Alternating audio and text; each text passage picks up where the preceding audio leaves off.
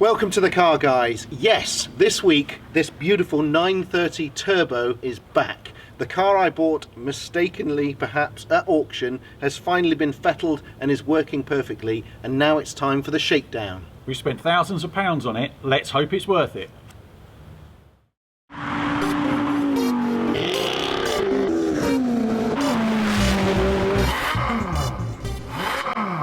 So this 930 Turbo is not silver, it may look it, but it's actually linen, which is a very light metallic grey. I think suits the car really, really well. This car is in such good condition from a body and interior perspective. It really hasn't done many miles and it shows. It's literally just gone over 30,000 miles this, so it's absolutely mint. It's got a few little retouched stone chips, which I think they call patina. Other than that, it's absolutely perfect condition. It's probably one of the lowest miles, best condition 930 turbos in the world.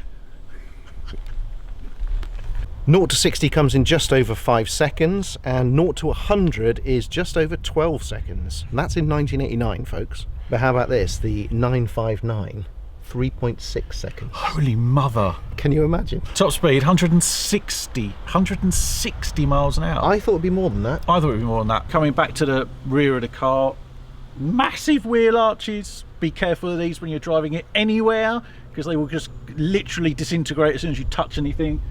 An enormous rear wing. Look at those lovely twin side exit exhausts. Oh, just amazing. 1,300 kilograms. It's quite lardy though for 1989. Yeah, but look at the size of the wing. I mean, that must weigh 300 kilograms on its own. That is very true, actually. That is enormous, that wing. Big wheels on the back. These are 245 45 series tyres on here on a 16-inch rim. So really big boots on this car, which help to fill it all out and make it look lovely. But interestingly, help in no way keep the car on the road if you behave a little bit silly. Wide though the tyres are, they will not help you. 205 55s on the front on a 16-inch rim, so slightly narrower, but again quite a wide tyre for the time. Suspension been upgraded, rear torsion bars have increased in diameter, and the front and rear anti-roll bars were increased in thickness. Another nice detail on this car is we've got drilled and vented discs front and rear. Porsche have always been famous for their brakes, and this is no exception. This thing will stop on a dime. I noticed that Damian's given me the job of opening the engine bay when it's absolutely screaming. Oh, look at that. This car is a 3.3 litre single turbo flat six. And let's just take in for a minute looking at the old 1989 911 Turbo next to the current gen GT3 Touring. Quite a difference between the two. Yeah, I mean, the first thing that strikes you obviously is the size. Is the new generation 911s are enormous. Massive. They are properly big cars. And the 992 is going to be even bigger. Even bigger. Even bigger? Yep. Obviously, when Porsche produced the Turbo, it was the pinnacle of the run-off series of that body shape. So we had a turbo car, had all of the horsepower, it was the super sport car. And of course now, Porsche are like giving us additional things as we go towards the run-off of a model. Back in sort of 1987, I think it was, there was a big hoo-ha over the fact that Porsche offered the Turbo in a Cabriolet and Targa form for the first time. A whole 2 extra models, and now look at them. So we've got GT3s, GT3 RSs, we've got GT2 RSs, we've got turbos, we've got Turbo S's. Do I need to carry on? Or Tourings and various other T's. They're a bit more of a commercial organisation now than they probably were then. So shall we take it out for a drive? Give it the beans. The beans? Let's do that. Let's do that now. Yeah. Wow, here we are. Isn't it small?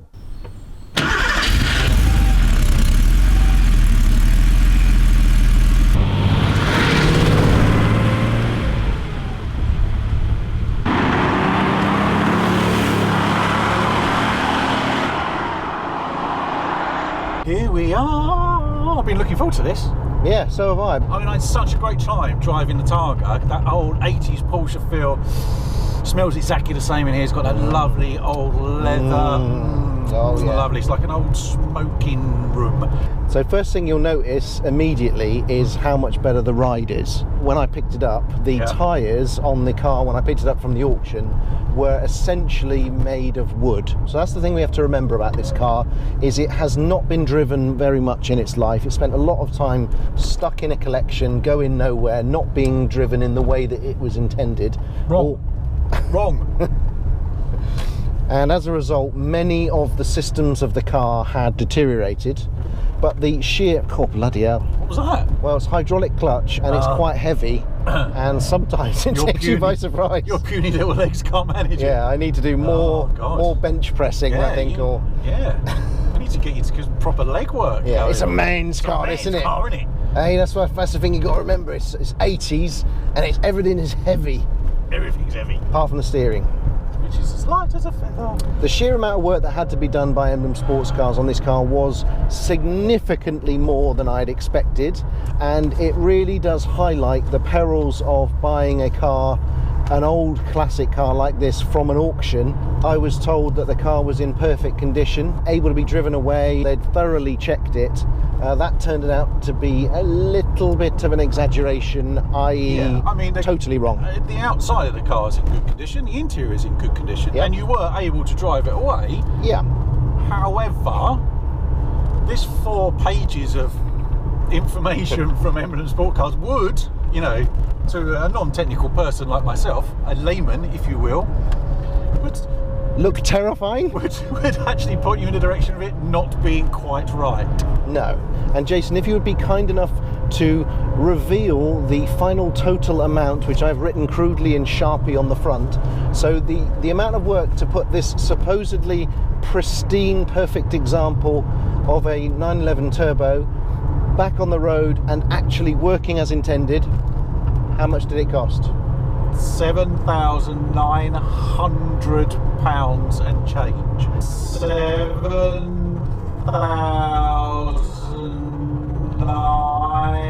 8,000 quid. 8 grand. 8 on top of the purchase price, which was considerable.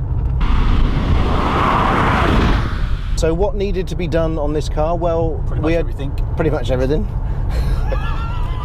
It needed 4 new tyres, no question, and that has transformed the ride. That's fine. It also needed the wastegates being unjammed and fixed so that the pressure returned and therefore the turbo would start to work.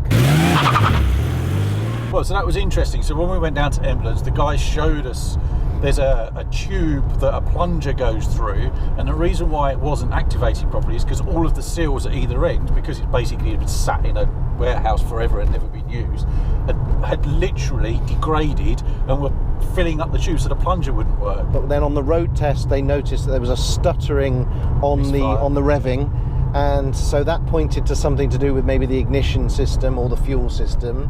We also had a problem with the starter motor, in that when the car was hot, i.e. just after you'd driven it for a bit, if you then stopped the car, say at a nice country pub, it wouldn't start again. So we had a new starter motor, and then when it came to the ignition system, Emblem basically had to go through and replace each part in turn. So they would replace a piece, so say the UT leads, they'd go through, look at the spark plugs, UT leads, they'd go through, check that, go for a test run, still there, go to the next thing, replace, all the way through until they replaced pretty much the whole ignition. In the end, they replaced the electronic ignition box, didn't they? Yeah.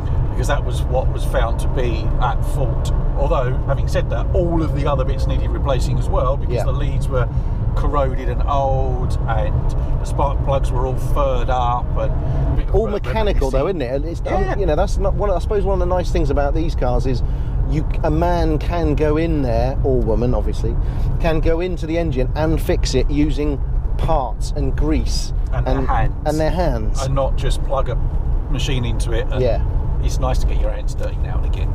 Yeah, bit of wheeler dealer action. Ed China, shout out to Ed China. Ed.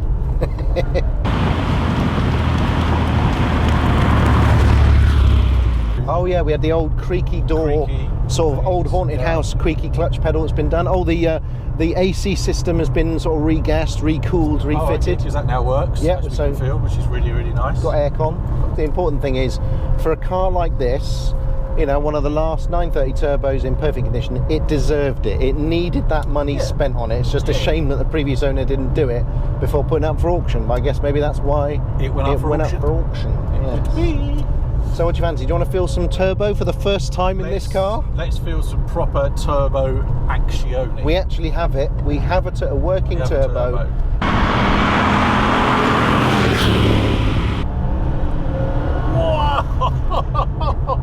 Oh my god! Here it comes again. There's the pause. Oh! There's the turbo. Jesus! How quick is that? You see? How quick is that in 1989? Jesus! I mean, that is a serious amount of thrust. That's a proper amount of thrust. Now, just imagine what it must be like in a 959. Twin turbo. It's twice as fast. Oh. Got nice power. That's good power. That it's literally like being in a brand new car. Oh, I love the way that turbo comes. God. Brake-wise, the only downside, I mean, it's not ABS, so you have to be a little careful. They are good. A little bit. Yeah. But if the road's greasy, you're going to lock them. You can get in trouble, yeah. Yeah. And you also have to be incredibly respectful, obviously, of all that power being deployed mid-corner, for example. Basically, spit you into the hedge. That's a no-no. Yeah. Yes. So we're in third gear. Remember, it's turbo lag, single turbo. Turbo technology is not what it is today. So there is a lag whenever you put your foot down to do some overtaking. You almost have to plan ahead a little bit. Yeah, so you don't get, what you get is a big thrust to power because you've got a big turbo sitting there. Yeah. None of this twin turbo charged. There's the pause. Here's a car coming the other way. Whoa! Love that turbo torque. It's so smooth. It is so smooth. Once it comes on song, it's obviously not a super loud car. A little bit light there. And this is obviously quite a tight corner we've got coming up here. It's a little bit greasy. So there's a off-camper right, followed by left. The front end goes light there, which is pretty terrifying. And then you pitch hard into this left-hander and then squeeze the power. So slow in, fast out. Pushed into that seat. Brilliant. Gearbox-wise, having the G50, that makes a massive difference because that sort of actually goes into gear. Yeah, and it's really smooth. And once it's warmed up, it's just a really nice, smooth gearbox. None of that extra notchiness that you got with some of the old ones. So I mean, this is the one to have, definitely. You know, you've got the big hairy turbo, and you've got that sophisticated gearbox and all the latest upgrades before it then became the 964. Imagine a bend like this, again tight left-hander. I don't want to imagine it. Got a flat, close my eyes. Bring down on the brakes, down into the gear, slow into it, tippy, tippy, tippy, tippy, tippy, tippy, and then squeeze on the power. Beautiful. So you try and take a corner like that, like you would take a modern 911, and you're off in the hedge, dead. You're dead. It's a bit of a handful. You've got to pay attention, but then that's what makes it so exciting to drive. Yeah. And you know, you cannot take liberties with it. It's very clear about that. It's a sports car. You should respect it. Oh, pheasant for lunch. First pheasant of the year. Which way are you going to go? That way. There we go. God for that. Lives to fight another day. It's just, you know, so diminutive. It's placeable on the road. You know, you look in the wing mirrors and all you can see is just that magnificent wing and the rear arches. I mean, to be honest, that's what I loved about tooling around in the Super Sport was even though it's it feels like a wide car because you can see all of the arches. Actually, it's still very narrow. Yeah. It's still very short. You get that lovely looking down the middle of the two front wheel arches through the lights. I mean, modern 911s, don't get me wrong, they're astoundingly capable, but this just gives you an experience that is utterly different. Yeah.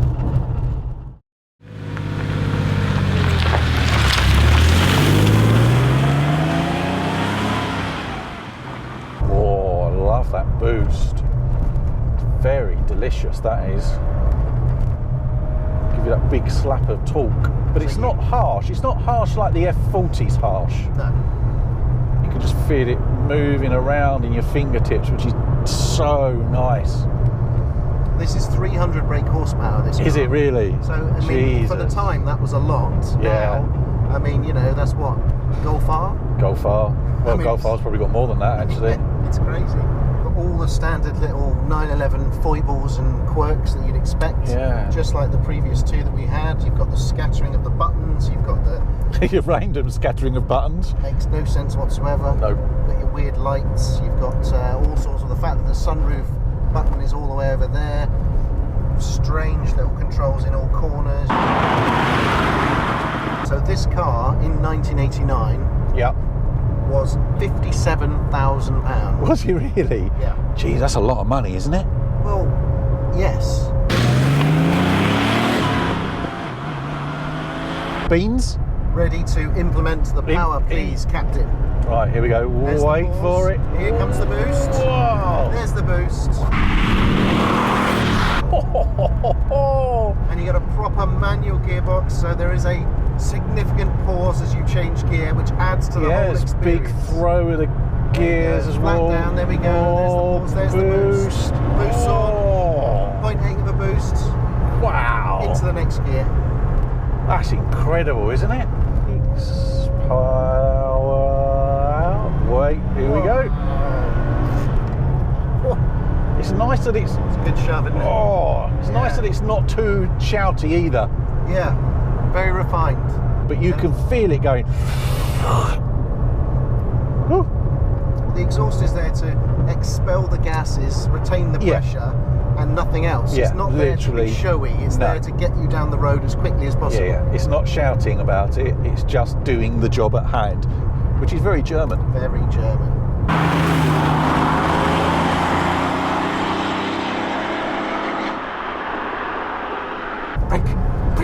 Brake, More, brake a lot more than that. A lot more than that. Hell. Mental. Jesus. What are you Sounds like moaning a about, proper honestly? planes, trains and automobiles.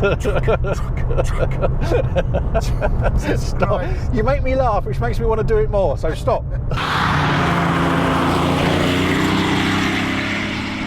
So Jason, how do you feel now that you've experienced a properly fixed 930 turbo? This thing's amazing, isn't it? It's just lovely. The poise of it, it's much more GT than I thought it was going to be. I thought it was going to be a bit more kind of racing car for the road, but it's not. It's much softer. It's a much smoother car. I mean, I haven't even explored and you 2% of its envelope yet. No, because you like to be alive. You like all of your limbs in working order and not flaming death. Yeah.